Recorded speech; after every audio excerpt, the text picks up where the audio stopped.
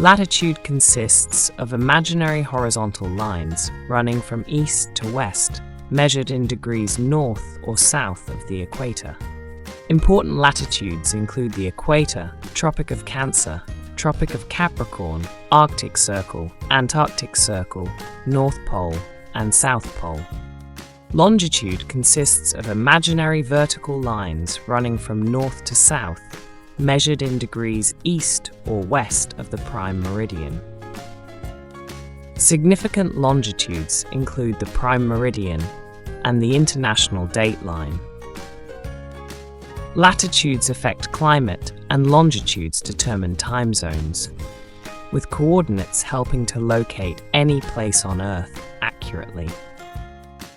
Latitude and longitude are essential for navigation, time calculation, and studying weather and climate patterns.